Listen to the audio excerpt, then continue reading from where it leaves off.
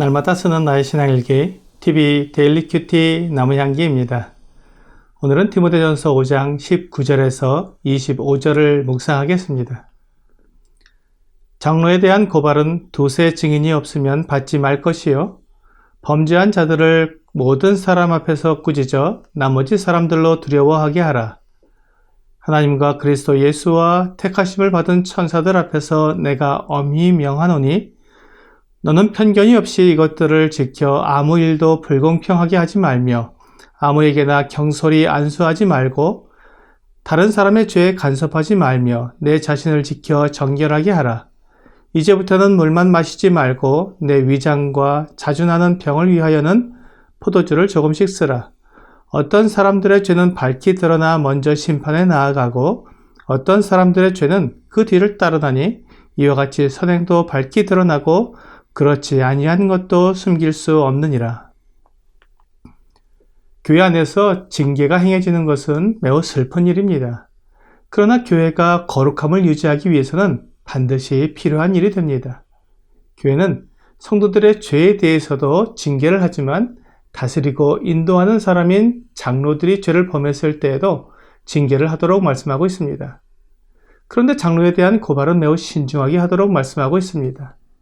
만일 아무나 장로에 대한 고발을 하여 교회가 그 문제에 휩싸이게 된다면 교회는 큰 혼란에 빠지게 될 것입니다. 교회의 인도자들인 장로가 확실하지도 않은 일로 고발되어 교회 안에 어려움이 생기면 그것만으로도 교회는 세상에서 선한 간증을 잃어버릴 수 있습니다. 교회 안에서 장로를 옹호하는 편과 고발하는 편이 생기게 되어 큰 상처를 받을 수 있습니다. 이러한 모습은 사탄이 교회를 어렵게 하기 위해 얼마든지 사용할 수 있는 방법이 됩니다. 그렇기 때문에 오늘 본문에는 장로에 대한 고발은 두세 증인이 없으면 받지 말라고 말씀하고 있습니다. 그러나 두세 명의 증인이 있다는 것은 그 일이 확실하며 교회가 확인해 보아야 할 필요가 있음을 나타내 줍니다. 그래서 교회 안에서 인도자의 잘못을 조사해 보고 범죄한 사실이 드러나게 되면 매우 엄하게 다스려야 합니다. 인도자의 범죄는 성도들의 범죄보다 더 큰 영향을 끼치기 때문에 훨씬 엄하게 다스려서 모든 사람으로 두려워하게 해야 합니다. 그런데 많은 경우에 인도자들이 범죄한 것을 오히려 감추고 가리려고 합니다. 그것이 드러나게 되면 교회가 많은 어려움을 겪기 때문입니다. 때로는 교회가 둘로 나뉘어 극한 대립에 처할 수도 있습니다. 성경은 이에 대해 분명하게 말씀하고 있습니다. 모든 사람 앞에서 꾸짖으라는 것입니다. 어떤 형제나 자매의 잘못에 대해서는 개인적으로 조용히 처리할 수도 있지만 장로의 잘못이 분명한 경우에는 그것을 모든 사람 앞에서 치리해야 합니다. 장로가 범죄한 경우에 그가 그동안 교회와 성도들을 위해 헌신한 것들이 있기 때문에 정상을 참작하려는 그런 마음이 드는 것이 사실입니다.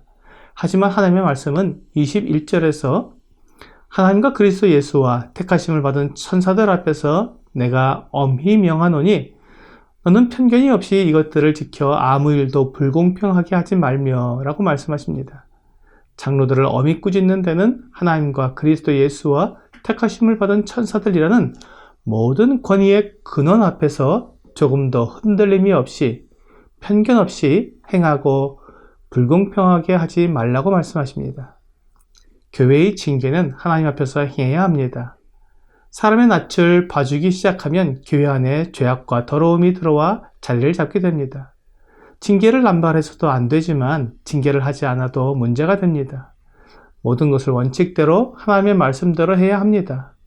인도자의 범죄의 문제는 교회적으로 매우 큰 영향을 끼치기 때문에 인도자로 세우기 위해 안수를 할 때 경솔히 하지 말라고 말씀하십니다.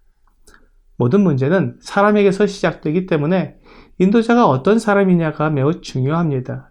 그래서 인도자를 세울 때에는 반드시 시험해보고 하나님께서 말씀하신 자격 조건에 부합하는지 확인해보고 성령님의 도우심을 받아 세워야 합니다.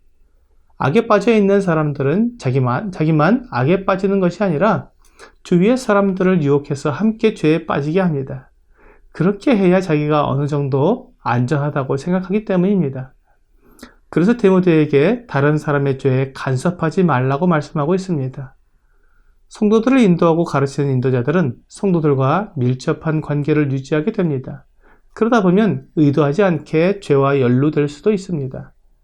그러므로 이 부분에서 민감하게 분별하고 행해야 합니다. 좋은 것이 좋은 것이라고 생각하면서 그냥 사람들과 무분별하게 휩쓸리다 보면 죄에 연루되어 어려운 일을 겪을 수 있습니다. 그러므로 이런 일에서 자신을 지켜서 정결하게 해야 합니다. 장로들이나 인도자들이 주로 연루되는 죄는 돈과 관련되기 쉽습니다. 많은 사람들이 돈 때문에 죄에 빠집니다.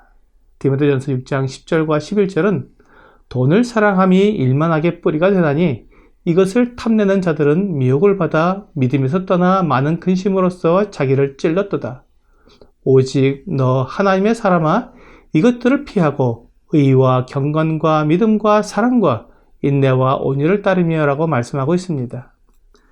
돈을 사랑하면 죄에 빠지게 됩니다. 그러므로 교회의 인도자들은 이런 죄에서 피해야 합니다. 이런 유혹이 올 때 그것에 관심을 보이거나 누리려고 하지 말고 도망치라는 것입니다. 죄의 유혹에서 도망치는 것은 부끄러운 것이 아니며 무능함을 보이는 것도 아닙니다. 죄의 유혹에 관심을 보이다가 유혹에 넘어가는 것이 어리석은 것입니다. 이렇게 인도자를 세울 때는 그가 어떤 삶을 살고 있는지 자세히 살펴보고 세워야 합니다. 어떤 사람은 모든 사람이 알 정도로 죄를 짓는 사람도 있고 어떤 사람은 전혀 그런 죄를 지으리라고 생각하지 못했는데 나중에 보면 죄를 짓고 있었다는 것을 알게 되기도 합니다. 그러므로 겉으로 보이는 것으로만 사람을 판단해서는 안 됩니다.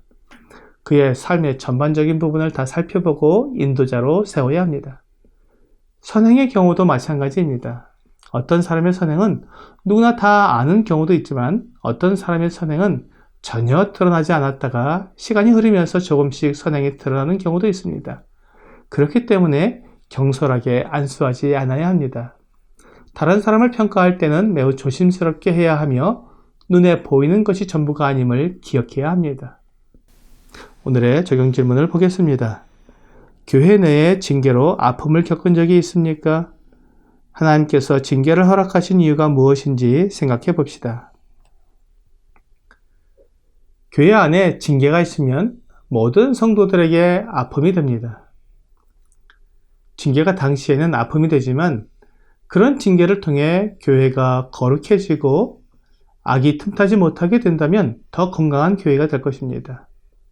오늘 하나님은 징계를 통해 교회를 거룩하고 건강하게 만드시는 것을 인정하며 교회 안에 죄악이 틈타지 못하게 하나님의 말씀에 순종하는 여러분과 제가 되기를 주 예수님의 이름으로 기도합니다.